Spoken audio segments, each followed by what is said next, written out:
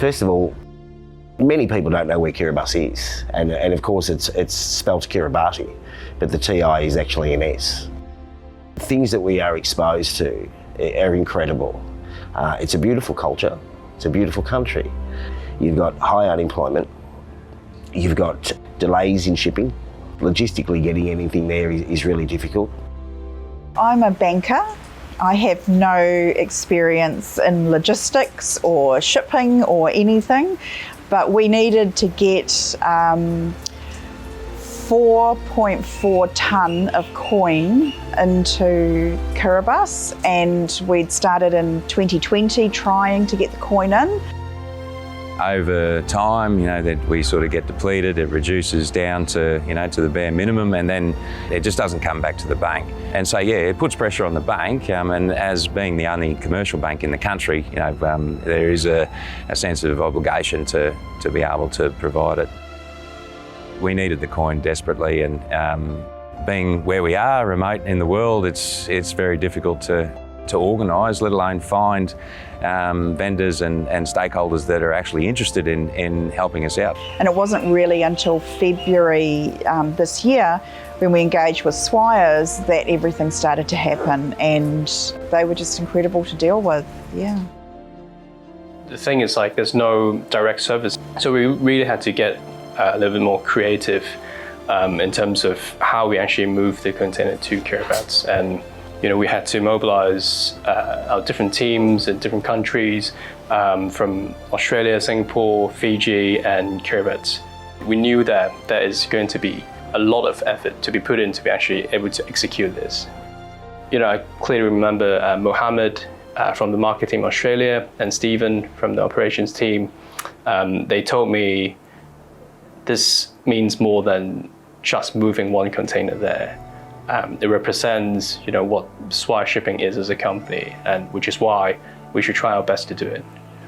And of course, you throw COVID over the top of it, and all the protocols and the challenges of overbooked shipping lines. It was just really, really challenging for everybody. But they just kept going. I think that was the amazing thing. Whereas it got hard and they could have stopped and said, "This problem's too much for us," they didn't. They just kept going and finding solutions. We just had that faith and trust, and it was really well placed. The coin was that short there that you'd walk into a shop and the shopkeeper would have a book. So you buy a can of Coke, for example, for $1.80. You'd hand over a $5 note. They couldn't give you change, but they'd write it in a book, like an IOU. So when they got the coin, they'd actually call the customer and say, "We've got some change, come and get it." So again, the fact that Swire were able to bring that coin over has made a massive difference to the lives of everyday people in Kiribati. The shipment left Australia on the 5th of June.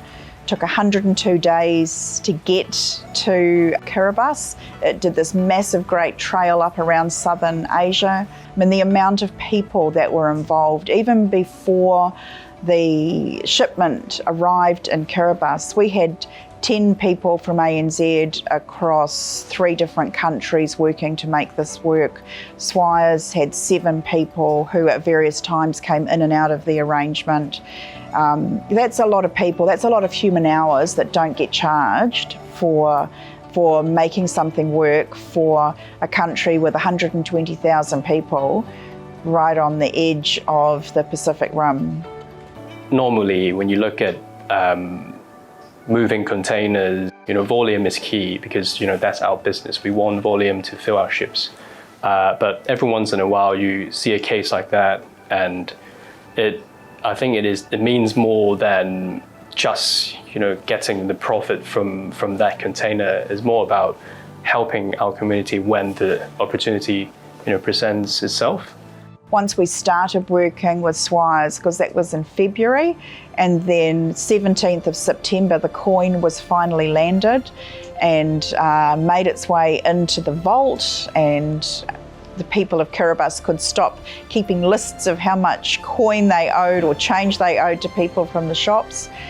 It was just a joint effort, and everyone really was almost that sort of round the Pacific Rim high five that we finally made this work.